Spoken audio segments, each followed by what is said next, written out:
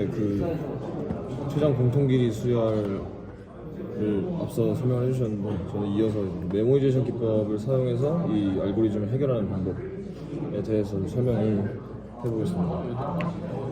네, 우선 그 메모이제이션 기법에 대해서 다시 한번 복기를 해보자면 이제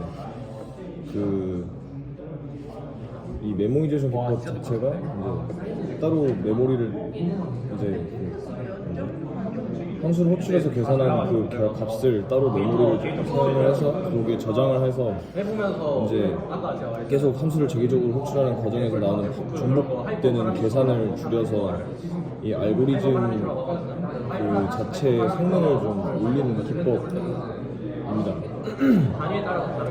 그래서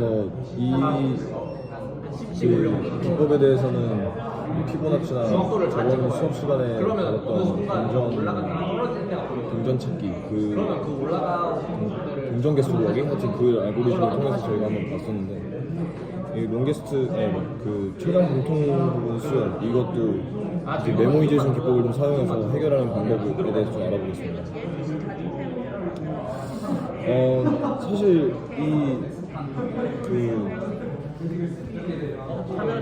이 알고리즘을 해결하기 위한 그 제기식 자체는 크게 차이가 없습니다. 그런데 이제 2차원 배열이 들어가서 그 2차원 배열에 그 공통 부분 수열의 길이에 대한 정보를 그 배열에다 저장을 해서 역추적을 통해서 이제 그 공통 부분이 어딘지 이제 그 역추적을 통해 그 출력을 하는 그런 메커니즘을 가지고 있습니다.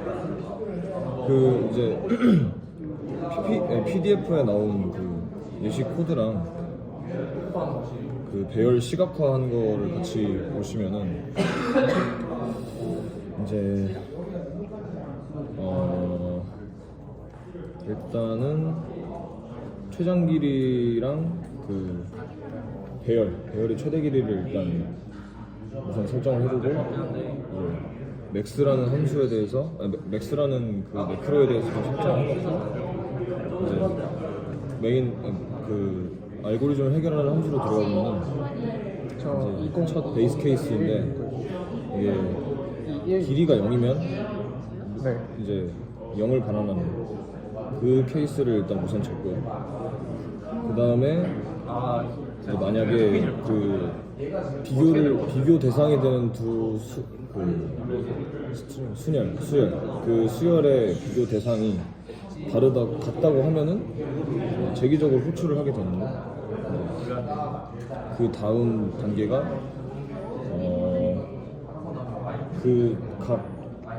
비교를 했던 그 같은 그 부분을 뺀 그 나머지 부분에 대해서 비교를 하고 그 다음에 그 같은 부분을 추가해서 이제 1을 더한 값을 다시 호출하게 됩니다. 그리고 그렇지 않다면은 이제 값을 비교해서 그러니까 이제 배열을 같이 보시면은 이제 만약에 비교하는 대상이 0하고 1이다 그러면은 1이 더 크잖아요. 그래서 이제 1을 갖고 와서 이제 계산하는 방식인데 만약에 그 옆쪽이 크다면은 i를 냅두고 i가 아니라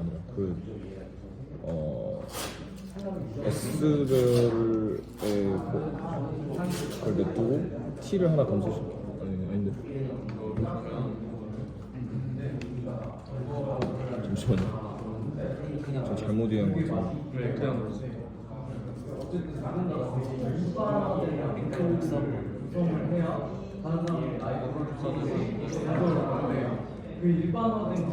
네, 맞다. 시각화가 되어 있는 그 배열을 같이 보시면 S랑 T 배열이 있는데 만약에 그 두 개의 값을 비교해서 저장된 값이 그 대상의 위쪽이랑 옆쪽인데 만약에 옆쪽이 더 크면은 이제 그 T 배열에서 하나 감소된 그 값으로 이제 다시 함수를 호출하게 되고 그 다음에 그렇지 않다면은 그 옆쪽 T 배열을 냅두고 S 배열에서 이제 하나를 인덱스 하나를 감소를 해서 다시 이제 그 연산을 이어 나가는 구조를 가지고 있습니다. 그렇게 해서 이제 모든 그 계산이 끝나면은 이제 배열에 그 공통 부분 수열 길이에 대해서 이제 정보가 쫙 저장이 돼 있을 텐데 그걸 이제 나중에 출력을 하게 됐을 때 그 이제 그 값이 나온 경로라고 하나 하여튼 그 경로를 추적해가면서 이제 그 값을 출력을 하게 됩니다. 근데 이때 만약에 확실히 그 값이 다르면은 그